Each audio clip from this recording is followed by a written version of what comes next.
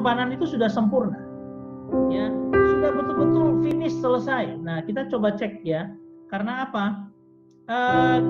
Yesus mengorbankan dirinya harus sampai Allah dapat menerima dan Allah puas dengan apa yang Yesus kerjakan. Ya. Nah, kalau kita melihat ini manusia jatuh dalam dosa, ada salib di sini di 2000 tahun yang lalu. Nah, manusia sejak zaman daripada Abraham, Adam, dan seterusnya sampai dengan Kristus. Kemudian setelah Kristus lagi, lewat lagi, ya, sampai Tuhan akan datang pada saat ini, second coming, kedatangan Yesus kedua kali. Nah, kalau kita bicara bahwa orang sekarang kalau mau percaya dan diselamatkan, percaya Yesus, oke. Karena imannya sudah ada cerita Yesus. Nah, sekarang di perjanjian lama, iman bagaimana mereka? Yesus belum ada di situ. Ya. Nah, tetapi kita harus melihat bahwa ada yang disebut dengan tipologi Kristus. Contoh-contoh pengorbanan Kristus. Nah, tipologi Kristus itulah yang membuat seolah-olah Yesus sudah menebus mereka melalui pengorbanan domba yang mereka kerjakan.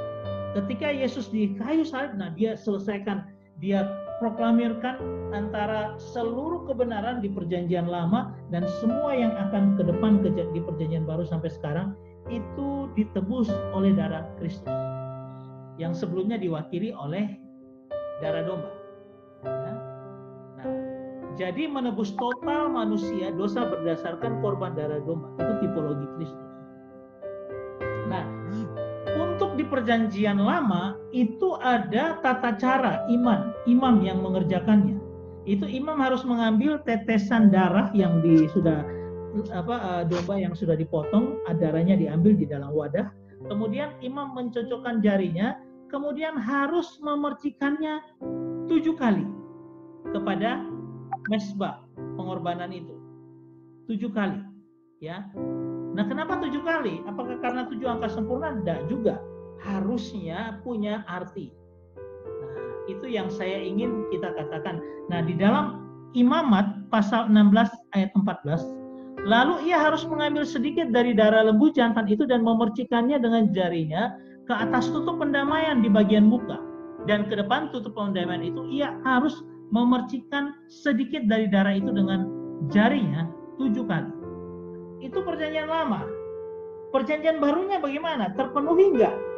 Nah, itu dia masalahnya.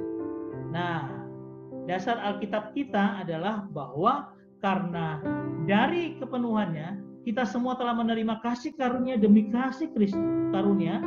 Sebab hukum Taurat diberikan oleh Musa, tetapi kasih karunia dan kebenaran datang oleh Yesus Kristus. Ingat, kasih karunia dasarnya satu, Yesus Kristus. Yohanes 19 ayat 30 dikatakan begini, sesudah Yesus meminum anggur asam itu berkata, ia sudah selesai.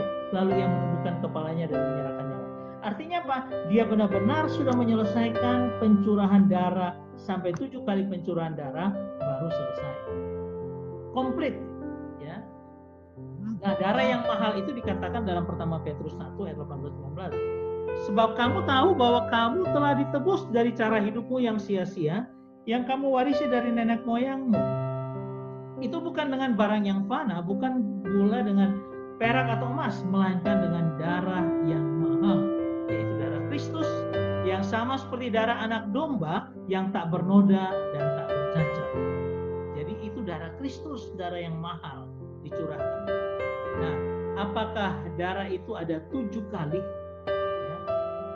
Tapi sebelumnya saya akan memperlihatkan sebuah film dulu. Ini adalah tata cara peribadatan pada bangsa Yahudi. Mereka bawa domba yang tak bercacat, kemudian diperiksa oleh imam. Ya, dia periksa ada cacat enggak, layak enggak, oke, dikonfirmasi oke. Kemudian yang punya domba itu menaruh tangannya di kepala, supaya apa? Meminta kepada Tuhan dosa-dosa dari si yang punya domba itu, pemilik domba itu, masuk ke dalam dombanya. Nah, kemurnian daripada domba itu masuk ke dalam hidup daripada pemiliknya, yang manusia pemiliknya. Nah, dia harus sendiri mengorbankan akan lembu atau domba itu, lalu sama imam dimasak di tungku persembahan, lalu orang itu pulang dalam anugerah Allah yang luar biasa, ya, berkat dan anugerah Tuhan, karena sudah terjadi pendamaian akan dosa. Nah, tata cara penubuatan ini sudah tadi kita percikan darah 7 kali, juga diulang lagi, dibilang sedikitnya ke mezbah itu 7 kali, ya. Penggenapannya di dalam Yesus, ya. Apa itu penggenapannya? Yaitu pertama ada 7 pencurahan darah Yesus, ya. Ini pencurahan darah domba, ya. Nah, itu digenapi oleh Yesus. 1, ketika peluh keluar jadi darah, seperti tetes darah, itu pencurahan pertama di Taman Getsemani, ya. Itu penaklukan kehendak, karena di situ dia berbicara tentang kehendak Bapa dan kehendak. Oh Tuhan, sekarang aku tebus kehendak manusia, supaya kehendak manusia itu seperti kehendak Bapa, menerima kehendak Bapa. Yang kedua, luka pukulan memar di tubuh dan wajah. Anda tahu ketika Yesus dipukul, itu sebenarnya tidak kelihatan darah, tetapi di bawah kulit terjadi pendarahan. Nah, itu luka pukulan. Itu mau menandakan bahwa ada sesuatu di dalam yang tersembunyi, tetapi orang lain tidak lihat. Itu dosa, kekotoran kita, ya, hati yang jahat, kepahitan, itu juga ditebus Tuhan. Yang ketiga, luka cambukan di punggung. Ketika di punggung itu, ketika luka kena cambuk, ada semacam cairan, bilur-bilur Tuhan. Itu yang disebut dengan menyembuhkan kita. Karena apa? Karena disitulah Tuhan menyembuhkan segala sakit penyakit kita. Dia tebus di situ, ya. Yang keempat, mahkota berduri di kepala. Ini untuk supaya apa? Dia menebus pikiran kita yang jahat dan sebagainya, ya. Kemudian yang kelima adalah tangan yang berdarah, dipaku, darah keluar.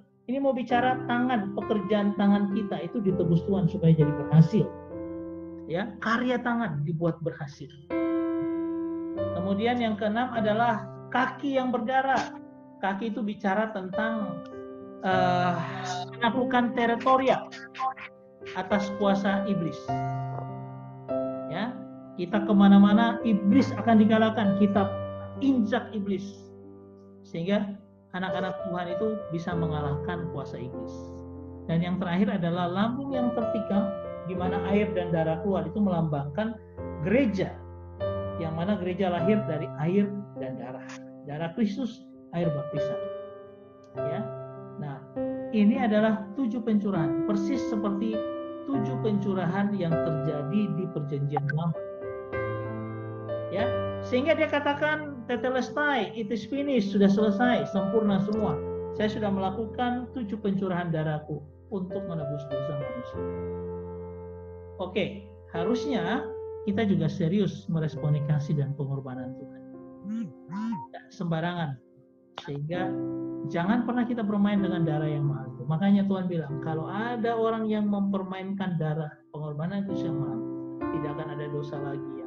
Tidak akan lagi ada korban yang untuk pengampunan, karena kita jangan main-main dengan darah yang mahal. Responi pelayanan dengan sepenuh hati, karena Tuhan sudah melayani kita, memberikan darahnya yang mahal untuk menebus dosa kita. Kita melayani.